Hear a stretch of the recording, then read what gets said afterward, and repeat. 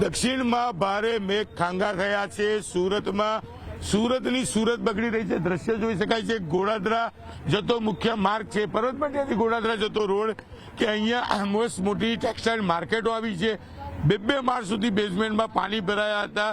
10 દિવસની મહેનત બાદ પાણી લોકોએ કાઢ્યું હતું, તંત્રએ મદદ કરી હતી, ત્યારે પાણી નીકળી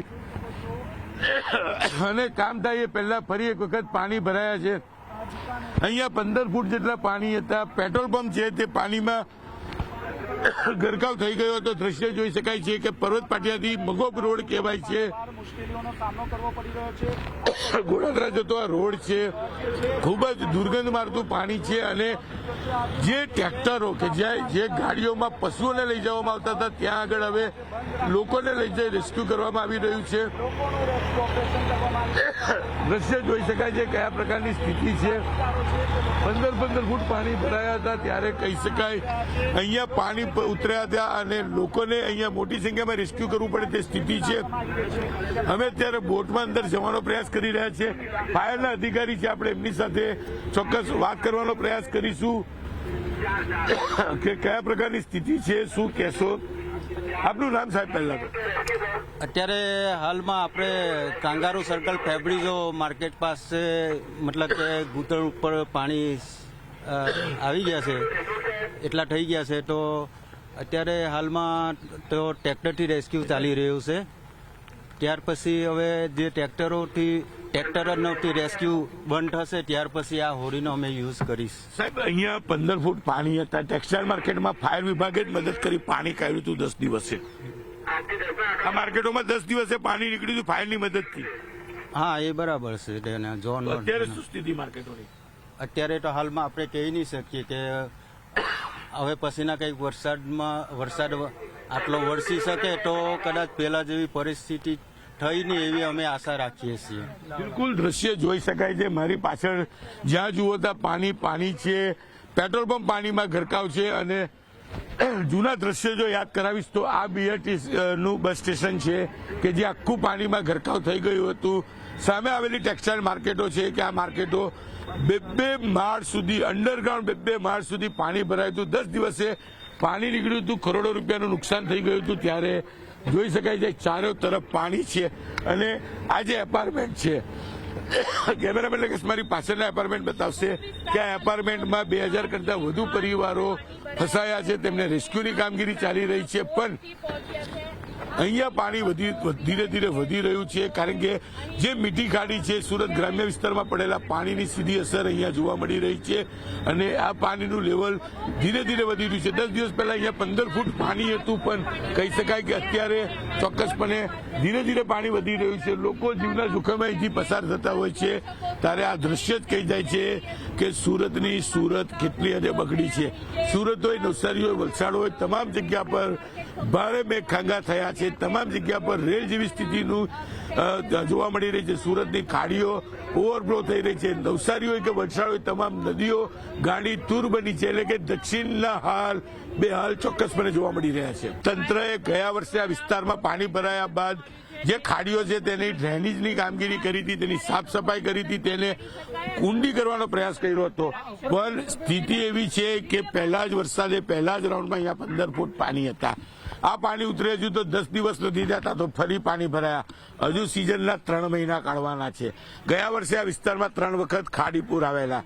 હજુ તો સિઝનના પહેલા રાઉન્ડમાં, બીજા રાઉન્ડમાં જ વરસાદના પાણી આટલી હદે છે। એટલે કે હજુ 3 મહિનામાં હજુ 2 થી 3 વખત પાણી આવે તેવી શક્યતાઓ છે। તંત્રએ ચોક્કસ મોટા વાયદા કર્યા હતા સ્થાનિક સ્વરાજની ચૂંટણીમાં અને લોકોએ વિશ્વાસ કર્યો હતો, જેને લઈને લોકોએ વિપક્ષને કાઢી નાખ્યો હતો કે ભાઈ સત્તાધારી પક્ષ કામ કરશે।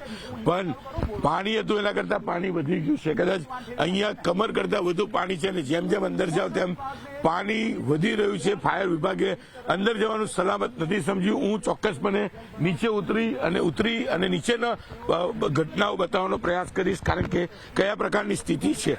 હું દ્રશ્ય બતાવીશ કે હું ક્યાં સુધી પહોંચી જાઉં છું। કાકા 1 મિનિટ આ માઇક પકડજો જરા, હું નીચે ઉતરી रह चुका है। साथ ही में मैं आपको बताना चाहता हूँ जो रेसिडेंट બિલકુલ આ જોઈ શકાય છે, આ પાણી છે. હું કદાચ આ દિશામાં જાઉં તો પાણી સતત વધી રહ્યું છે. આગળ જતા પાણી વધી રહ્યું છે, કારણ કે 10 દિવસ પહેલા અહીંયા આ જે સ્ટેશન દેખાય છે બિહાર સ્ટેશનનું બસનું, આ આખું ગરકાવ થઈ ગયું હતું અને અહીંયા રહેતા તમામ પરિવારો ફસાઈ ગયા હતા. આ વિસ્તારમાં સૌથી વધારે ટેક્સટાઇલ માર્કેટ સાથે કામ કરતા લોકો જોડાયા છે. હું કેમેરામેન જયેશને કહીશ કે તેની જમણી બાજુના વિઝ્યુઅલ બતાવે કે આ માર્કેટ કે જે 2 માળ સુધી અંડરગ્રાઉન્ડ ડૂબી ગઈ હતી, કરોડો રૂપિયાનું નુકસાન થયું હતું. આ વિસ્તાર એવો છે કે સીમાડા ખાડીને મીઠી ખાડીમાં ડાયવર્ટ કરવામાં આવી છે. તાપી શુદ્ધિકરણને લઈને ચારથી વિસ્તારમાં આ પ્રકારે ખાડી રેલ આવતી છે અને 10 દિવસમાં 15 દિવસમાં બીજી વખત રેલ આવતા વિસ્તારના લોકોમાં આક્રોશ છે.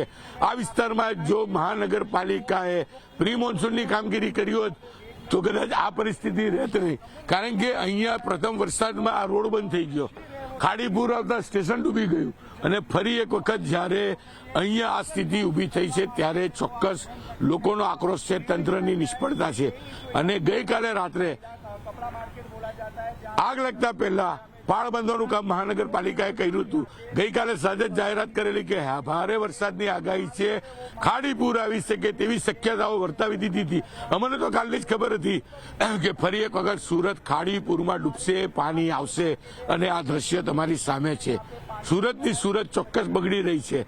સ્માર્ટ સિટી તરીકે ઓળખાતા સુરતની સ્માર્ટનેસ ક્યાં ગઈ તે ખબર નથી, પણ તંત્રના પાપે, સત્તાધીશોના પાપે આ વિસ્તારમાં રહેતા લોકોને લાખો રૂપિયાના નુકસાનની વાત તો સાઈડ પર રહી, કરોડોના નુકસાન થઈ ચૂક્યું છે. આ ગ્રાઉન્ડ પરની રિયાલિટી છે અને આ ગ્રાઉન્ડ ઉપર આ સ્થિતિ છે. જોઈ શકો છો ચારે તરફ પાણી છે. આ મગોબ મેઇન રોડ છે, ગોડાદરા જવું હોય તો માણસે ફરીને 12 કિલોમીટર ફરીને જવું પડતું છે, કારણ કે આ વિસ્તારમાં ટેક્સટાઇલ ઉદ્યોગમાં સાથે જોડાયેલા લોકો રહેતા હોય છે અને તેમની સ્થિતિ દર વર્ષે કપરી બને છે. પણ ખાડીનું ડ્રેજિંગ, ખાડીની સફાઈ કર્યા પછી સ્થિતિ વધુ કપરી બની છે. જે ગાડીઓમાં ઢોરોને લઈ જવામાં આવે છે, એ ગાડીઓમાં લોકોને બેસાડવામાં આવે છે, જીવન જરૂરિયાતની વસ્તુ એ ગાડીઓ દ્વારા મોકલવામાં આવે છે. એટલે કે તંત્ર કેટલી હદે નિષ્ફળ ગયું છે. લોકોનો આક્રોશ છે, લોકોના ઘરમાં પાણી ગયું છે, લોકોના ઘરની ઘરવખરી બગડી ગઈ છે, ધંધા ઉદ્યોગમાં નુકસાન, ઘરોમાં નુકસાન. લોકોનો આક્રોશ વ્યાજબી છે અને આ આક્રોશનો ભોગ તંત્ર કે સત્તાધીશો કે મંત્રીઓ નથી બની રહ્યા, અત્યારે મીડિયા બની રહી છે. કારણ કે મીડિયા પહોંચી રહી છે ગ્રાઉન્ડ ઝીરોનું રિપોર્ટિંગ કરવા, ગ્રાઉન્ડ ઝીરોની રિયાલિટી બતાવવા. ત્યારે લોકો કહે છે કે મીડિયા દર વર્ષે આવે છે, આ સ્થિતિ બતાવો છો, પણ તેનો અર્થ શું? કારણ કે આ નિકાલ થતો નથી અને લોકોની સમસ્યા સતત વધી રહી છે.